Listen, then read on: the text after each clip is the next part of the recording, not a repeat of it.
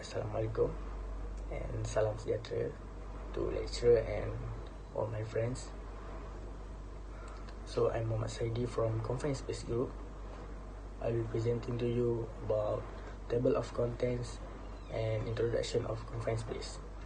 Okay, first we go to the table of contents. Page 1 until 4 we have introduction of Confined Space. Page 5 until 8 Confined Space hazard. Right, for the page 9 until 14 we have safety precaution. Page 15 news about Confined Space. Page 16 until 18 entertainment. Page 19 editor profile of Confined Space, and last page 20 reference. Okay, next, what is Confined Space? Confined space can be found in almost any workplace. Okay, Confined space is not primarily designed or intended for continuous human occupancy. Okay. Confined space has limited or restricted entrance or exit, or a configuration that can complicate first aid, rescue, evacuation, or other emergency response activity. Right. Next,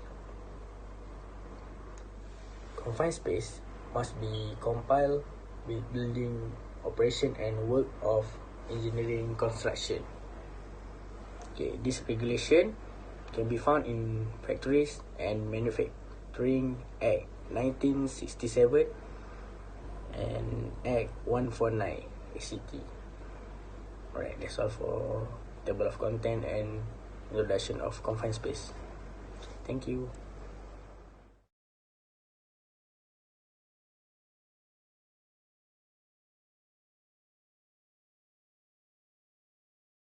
Hello, hi. Today I want to present about my part, which is flammable exposure limit. So, parameter permit required and non-permit required confined space. This oxygen for permit required 19.5% increase to 23.5%. Also, for non-permit required, 19.5% to 23%. For flammability, increase 10%, lower flammable limit, and decrease lower flammable limit for non-permit. Toxicity got a 50% permissible exposure limit or threshold limit value. 2 for permit required and non-permit required. Decrease 50% of PEL and TLV. For example, manhole entry point WTP, the gas tank, which is for permit required, and non-permit required as air handler and attic and crawl space. So the type of confined space got a tunnel, manholes, covered subcellars, wells and tank. Next is about hazard in confined space. Hazard is any agent that can cause harm or damage to human property or the environment. So for the example for the hazard in confined space is first toxic atmosphere. Toxic atmosphere may cause various acute effects, including impairment of judgment, unconciousness, and deep. Second is oxygen enrichment. An excess of oxygen in the presence of combustible material result in an increased risk of fire and explosion. Third is flowing liquid or free flowing solid. Liquid or solid can flow into the confined space, causing drowning, suffocation, burns, and other injuries. Fourth is exclusive heat. The enclosed nature of a confined space can increase the risk of heat stroke or collapse from heat stress if conditions are excessively hot. And next, biological hazard. There are many biological hazards that could be found in the confined space, such as virus, bacteria from fecal matter and sludge, fungi or moths. And then physical hazard. Physical hazard also could be found in confined space, such as noise, heat, radiation, vibration, electrical, and inadequate lighting. And then lastly, flammable or explosive atmosphere. If a flammable atmosphere inside a confined space ignites, an explosion may occur, resulting in the explosion or hot gas and the disintegration of the structure. Okay. And then hazard measuring equipment. Hazard measuring equipment is important for the confined space to identify the hazard by carrying out a workplace risk assessment, determine how employees might be at risk, evaluate the risk, record and review hazard at least annually or yearly if something changes. So, example for hazard measuring equipment is oxygen detector and gas detector. Oxygen detector is fresh air contains 21% oxygen.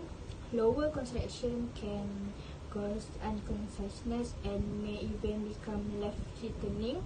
Since oxygen is colorless and odorless, human sense cannot detect change in concentration levels. Gastric oxygen detector can quickly and accurately measure oxygen concentration at a variety of different work sites subject to a host of complicated and varying factors. All models are of compact design and come with a high performance galvanic cell sensor. And then for the gas detector, is a kind of fast response and high accuracy gas measurement device with internal sampling pump, fast sampling speed and high flow rate, ensuring the response time of the detector. Unique design, small size and easy to carry with special high intensity engineering plastic housing suitable for different kinds of situation and environment. We dedicate to provide you the most reliable, accurate and the safest solution of gas detection. Hi, Dr. Pravina. My name is Nurul Atikah. Today I will present about entry permit requirements in confined space. Okay, there are many types of confined space in our country. So, not all the confined space are required the permit. It depends on certain factors and characteristics of the confined space. Okay, OSHA says that a permit required in confined space are the one contain a hazardous or potentially hazardous atmospheres, then contain a material which can engulf entrance. Okay. Next is who is required to be present while in the confined space. Okay, confined space is very dangerous. have a lot of risks. So, before they want to enter the confined space, they must have authorized attendance and supervisor monitoring while they in confined space. Okay? Next is what makes they are eligible to enter a confined space. Okay, to make sure they are eligible to enter the confined space, they should have a properly trained. So they need to have a training before enter the confined space.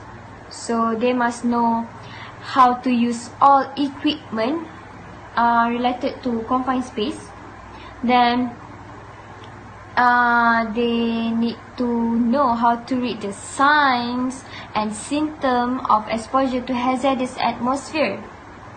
Next, safety precaution that require in confined space. First is air quality maintenance, energy source control, fire and explosion prevention, personal protective equipment, safety equipment. That's it. Okay, hi, my name is Nurhashriza. I will present a part of air quality maintenance in confined space. Okay, the first is how do I conduct air monitoring in confined space. First, air monitoring should be conducted from outside of the confined space. A pump may be necessary to draw air from the space. All levels of the confined space should be checked from the top, medium section, and the bottom of confined space. Gases can be lighter, heavier than air, or similar to air. Testing all level of space ensure that all gases are detected. Continuous air monitoring is a best practice and be used whenever possible. It is required where ventilation is the control method for a potentially hazardous atmosphere in confined space.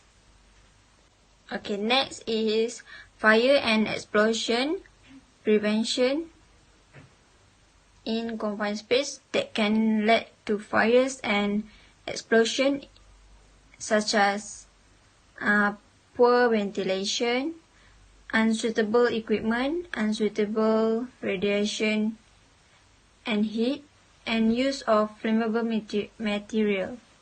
In particularly, all confined space should be tested for flammable contaminant before any work that may involve the use of sparking tools or electric equipment is undertaken. Completely removing the ignition source or potential fuel ensures that the risk of fire and explosion is totally mitigated.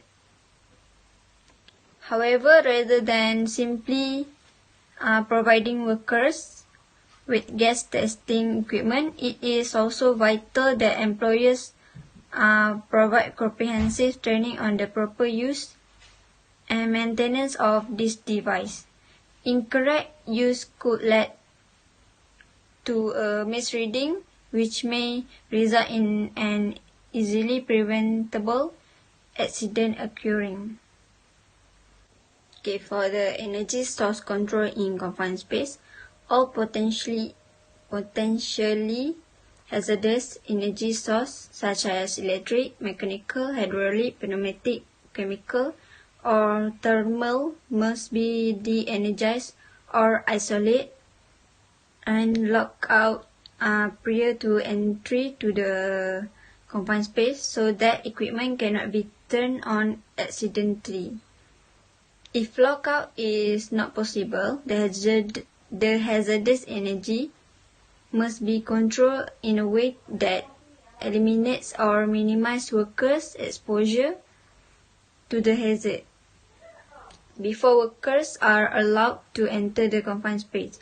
It is important that any method of control other than isolation and lockout must be evaluated, and the effectiveness for controlling the hazardous energy must be demonstrated. Ms. Nurhashriza binti Jamaluddin. So I will be presenting about the safety equipment for confined space. So this is page 12, and for confined space safety equipment we have 6 types, which is tripod and fall arrestor, breathing apparatus, communicating device such as the walkie-talkie, and then we have first aid kit, movable fences, and the last one is portable stretcher. So the next page is page 13. We have personal protective equipment. For confined space PPE, we use earplug, safety helmet, safety shoes, face mask, headlamp, hand glove, harnesses, and also the eye protection. So on page 14, we put the figure on how to wear the PPE properly. And then for the next page, we have past tissues. And on page 16, we have our entertainment, which is some games. We have not three types of game, but we have 3 games in our magazine. So this is the second and third. So on page 19, we have our profile and also our beloved lecturer face. And then the last page is our references. So that's all. Thank you.